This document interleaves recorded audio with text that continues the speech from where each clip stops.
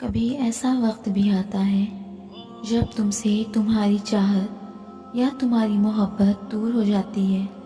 تم سوچتے ہو کہ کیا کریں، کیسے میری چاہت مجھے مل جائے۔ تم دن بھر سوچتے ہو اور بے چینی میں مبتلا ہو جاتے ہو۔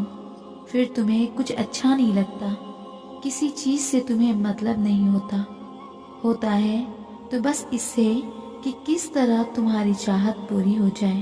جب تم چاروں طرف سے اکتا جاتے ہو اور کچھ سمجھ نہیں آتا تو پھر تمہیں تمہارا رب یاد آتا ہے اور تم سوچتے ہو کہ مجھے دنیا والے تو نہیں سمجھے پر میرا رب مجھے ضرور سمجھے گا۔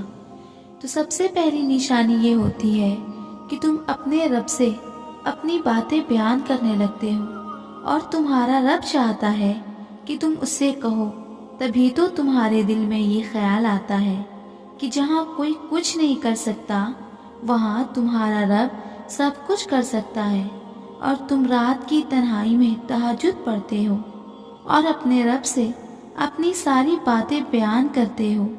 تم روتے ہو اپنے رب کے سامنے اور بتلاتے ہو کہ تمہارے دل میں کس قدر تکلیف ہے۔ تو تم خود سوچو، جس نے تمہارے دل میں اپنا خیال ڈالا، تمہیں تہجد تک لے کر آیا، اسے تمہاری دعا قبول کرنی ہے تبھی تو، ورنہ وہ تمہارے دل میں خیال کیوں ڈالتا کہ تم اسے مانگو۔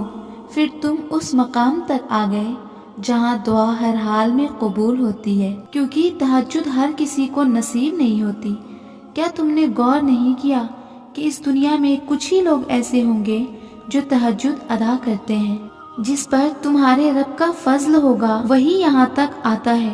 اور کیسے ممکن ہے کہ تم دن بھر کے تھکے ہوئے رات کو جب اپنے بستر پر جاتے ہو تو اس رات کے اندھیرے میں اپنے رب کو یاد کرتے ہو، اس سے رو رو کر دعائیں مانگتے ہو، اس سے اپنا درد بیان کرتے ہو، تو کیسے وہ تمہاری دعائیں نہیں سنے گا؟ اللہ پاک تمہیں خود سمجھا رہے ہیں۔ تم قرآن کی یہ آیت تو پڑھو، اس کو سمجھو۔ اللہ نے آپ صلی اللہ علیہ وسلم سے سورہ بنی اسرائیل میں فرمایا کہ رات کے بعض حصے میں تہجد کی نماز پڑھا کریں، جو کہ آپ کے لیے 5 نمازوں کے علاوہ ایک زائد نماز ہے۔ قریب ہے کہ آپ کو آپ کا رب مقام محمود عطا کریں گے۔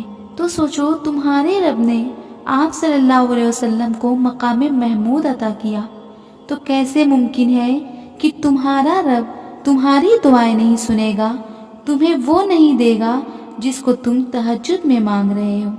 ہاں، بسا اوقات ایسا بھی ہوتا ہے کہ ہم جس چیز کو اپنے رب سے مانگتے ہیں تو اس میں تھوڑی دیری ہوتی ہے، اور یہی دوسری نشانی ہوتی ہے، کیونکہ تمہارے رب کو تمہارا رونا اچھا لگ گیا ہے، تمہارا اس سے ایسے باتیں کرنا پسند آ گیا ہے، اس لیے وہ دیر کر رہا ہے۔ اس کا مطلب ہرگز یہ نہیں کہ وہ تمہیں نہیں دے گا، وہ ضرور دے گا، تبھی تو اس نے تمہیں تہجد کی لگن لگا دی۔ پھر تمہارا دل خود یہ کہنے لگے گا کہ عنقریب مجھے میرا رب ضرور عطا کرے گا۔ تمہارے دل میں طرح طرح کے خیالات آئیں گے کہ میری دعا کیوں قبول نہیں ہو رہی ہے۔ تم کبھی سوچو گے ابھی تک قبول کیوں نہیں ہوئی، لیکن گھبرانا نہیں، دعا میں دیر لگتی ہے پر قبول ضرور ہوتی ہے، اور انشاءاللہ تمہاری بھی دعا جلد قبول ہوگی۔